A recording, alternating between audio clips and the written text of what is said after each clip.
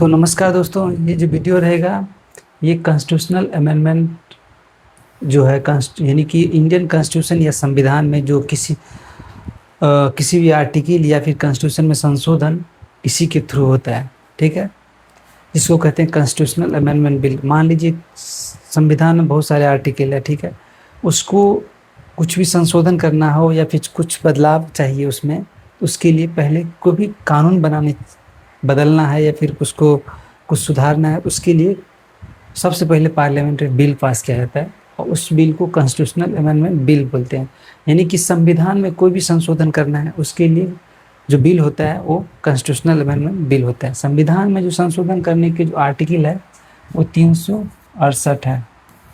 यानी संविधान में कोई भी आर्टिकल, कहने का मतलब संविधान में कुछ संशोधन करने के लिए आर्टिकल 367 यूज किया जाता है। ठीक है,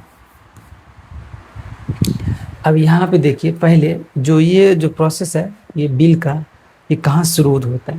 ये पार्लियामेंट में कोई भी हाउस, चाहे लोकसभा हो या राज्यसभा, आइदर हाउस, किसी भी सदन से ये इंट्रोड्यूस किया जा सकता है। यानी कि इंट्रोडक्स जो होता है कॉन्स्टिट्यूशन, किसी भी चाहेगा, मान ली राज्यसभा चाहे कि इस आर्टिकल को या फिर यहाँ पे संविधान में या कॉन्स्टिट्यूशन में संशोधन होना चाहिए, तो कोई भी सदन से ये इंट्रोड्यूस हो सकता है।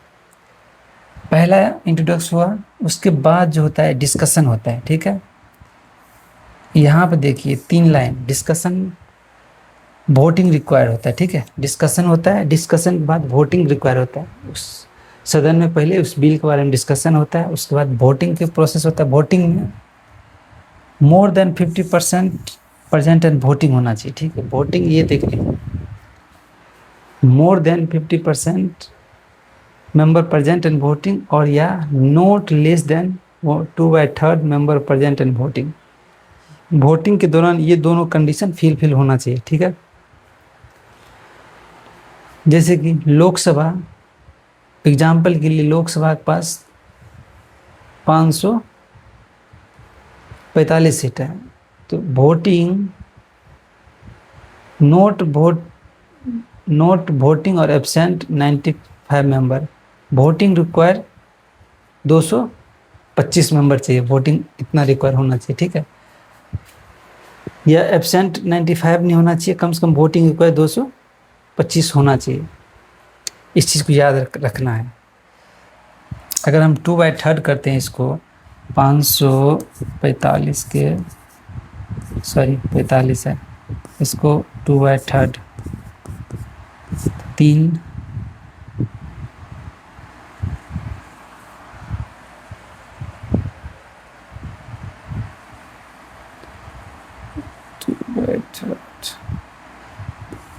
3 कहें 3, ये हो गया 2 2 2 और 2 24, तो 3 अट्ठे 24, और ये क्या है 3 अट्ठे 24,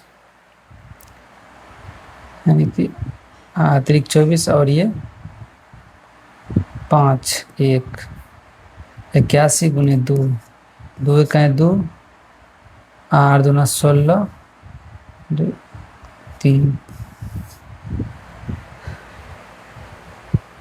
ये इसका है।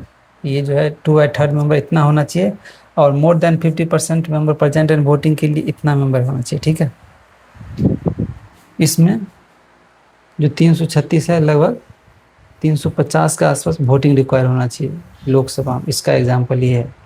इसका में more than 50% present and voting में 225 रिक्वायर होना चाहिए, और नोट वोटिंग और एब्सेंट मेंबर 95 होना चाहिए। इसमें वोटिंग रिक्वायर 2/3 कीजिएगा तो 350 आ जाता है। ठीक है, तो कम से कम 350 मेंबर चाहिए। उसके बाद ये हो गया, तो उसके बाद काउंटिंग ऑफ वोटिंग आ जाता है। काउंटिंग ऑफ वोटिंग में मान लीजिए वोटिंग हुआ, ठीक है, इधर से भी वोटिंग हुआ, इधर से वोटिंग हुआ। In case of tie, presiding office of house can cast of her vote. यानी कि अगर टाई हो जाता है वोट, उस कंडीशन में जो प्रिसाइडिंग ऑफिसर जो होता है ठीक है, उसके पास कास्टिंग वोट के पास पावर होता है, ठीक है, वो कास्टिंग वोट, एक वोट उसके पास होता है, वो जिधर डाल देंगे वो पार्टी जीत जाता है। कहने का मतलब वो पार्टी के पास ज़्यादा बहुमत हो जाता है, ज़्यादा वोटिंग हो जाता है। तो ये हो गया। अब उसके बाद प्रोसेस आगे बढ़ जाता है। मस्ट भी पास राज्यसभा प्लस लोकसभा, लोकसभा और दोनों राज्यसभा दोनों से ही पास होना चाहिए वैसे ही।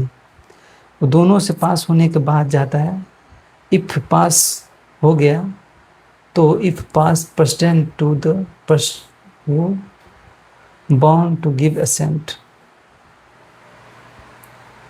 तो प्रेसिडेंट के पास कोई पावर नहीं होता, उसमें असेंट देना ही होगा, यानी कि who bound to give assent, ठीक है। तो प्रेसिडेंट के पास असेंट अगर दे दिया तो बिल एक्ट हो जाता है। चलिए हम दूसरा पेज के हिसाब से समझते हैं थोड़ा सा, ये आपको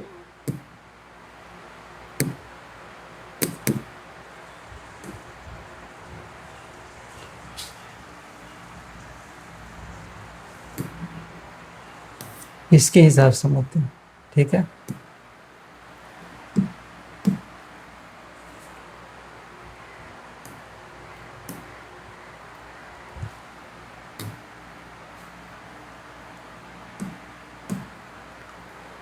प्रोसेस ऑफ कॉन्स्टिट्यूशनल अमेंडमेंट, ठीक है, आर्टिकल 336 के हिसाब से कॉन्स्टिट्यूशन में कोई भी चीज़ संशोधन होता है, लेकिन उससे पहले एक बिल लाया जाता है, ठीक है। तो बिल के बारे में बताते हैं। जो ये प्रोसेस है इंट्रोड्यूस किया जाएगा आइदर हाउस, यानी कि लोकसभा और राज्यसभा से फर्स्ट। ये आर्टिकल 368 जो है ये प्रोसेस स्टार्ट होता है आर्टिकल 368 के थ्रू, और ये लोकसभा राज्यसभा पार्लियामेंट में किसी भी सदन से स्टार्ट हो सकता है। उसके स्टार्ट होने के बाद यहाँ पर दो तरह का वोटिंग होता है, ठीक है। एक 50% of total member plus more than 50% of total member plus 2/3 member present and voting required to pass bill। पहले तो ये condition greater than 50% of total member, दूसरा 2/3 member present and voting required to pass the bill। In this case अगर tie हो जाता है तो presiding officer can cast his her vote, his and her vote. तो प्रिसाइडिंग ऑफिसर के पास casting vote power होता है, वो जिधर दे देंगे वो उसके पास बहुमत हो जाता है। उसके बाद देखें must pass by the Lok Sabha और राज्यसभा सेपरेटली। ये सेम चीज़, लोकसभा अगर मान लीजिए लोकसभा से पास हुआ तो राज्यसभा सेम प्रोसेस से पास होगा राज्यसभा में ही, ऐसे भी है। प्रेजेंट उसके पास होने के बाद प्रेजेंटेड, ये जो बिल है इसको प्रेजेंट किया था प्रेसिडेंट में। प्रेसिडेंट जो है ना बॉन्ड होता है, यानी इस चीज़ से बंधा होता है, यानी कॉन्स्टिट्यूशनल अमेंडमेंट बिल में प्रेसिडेंट भी कुछ नहीं कर सकता, वो बंधा होता है इस बिल से। यानी कि अगर उसके पास गया ये तो उसको असेंट देना होगा। ये 24th कॉन्स्टिट्यूशनल अमेंडमेंट के तहत 1971 में ये पूरी तरह से बॉन्ड कर दिया प्रेसिडेंट को कि आपके पास अगर कॉन्स्टिट्यूशनल अमेंडमेंट बिल जाता है तो आपको असेंट देना होगा। अगर प्रेसिडेंट असेंट दे दिया तो बिल जो होता है become amendment act after the president give president assent and the constitution stand amend in the according with the term of the act. तो ये कुछ कॉन्स्टिट्यूशनल अमेंडमेंट बिल और इस बिल के बारे में है। तो दोस्तों ये वीडियो इतना ही तक रहेगा।